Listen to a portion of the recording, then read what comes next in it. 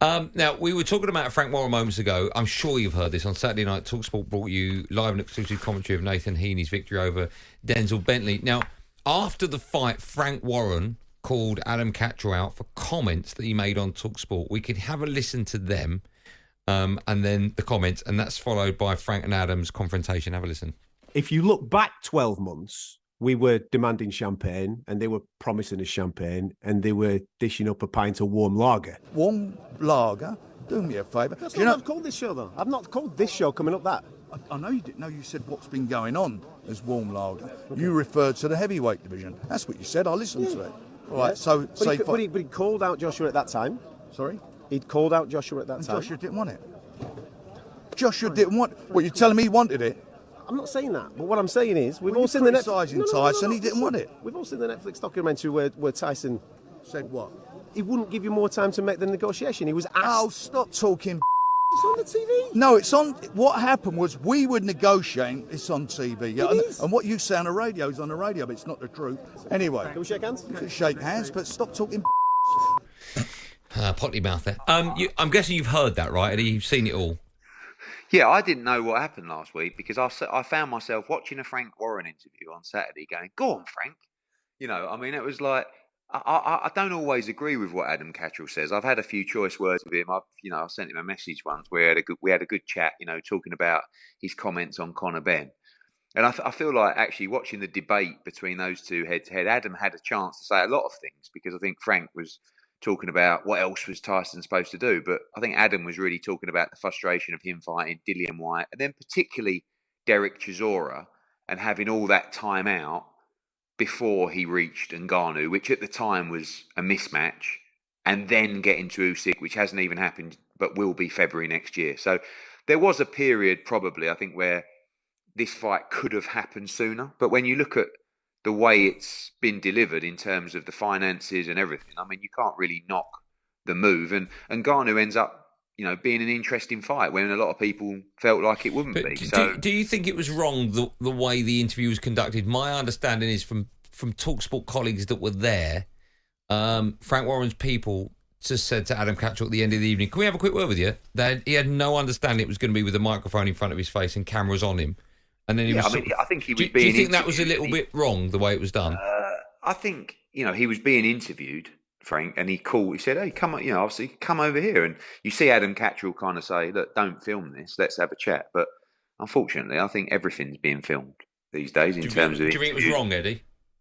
Not from what I've seen. Okay. I mean, Adam didn't have to come into the interview, but also if you want to have those opinions, you should be prepared and you should be equipped enough to have a debate on the spot on it, in my opinion. It wasn't a violent interview or anything. It was just some guy who was very passionate about comments that had been made.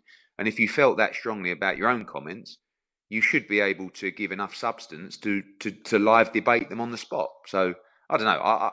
I've only seen the clips and this is part of the problem, and actually part of the problem of rivalries over the years. Sometimes you only see clips of 20 seconds. You don't see the whole interview. So, I don't know. Frank was on one, and Adam I think Adam missed an opportunity to get his actual point across, because I think, Fury Chisora was warm lager, if that's what Adam called it, but Fury Usyk is Dom Perignon. So, we got there in the end.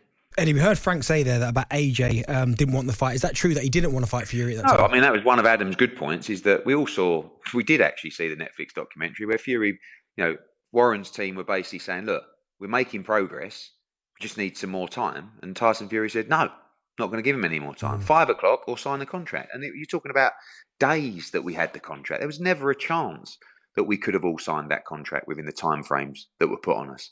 Anthony Joshua, time and time again, will fight anybody. And he always wanted to fight Tyson Fury. But what he wasn't prepared to do was being told that he had to sign a contract that was nowhere near ready to sign by 5 p.m.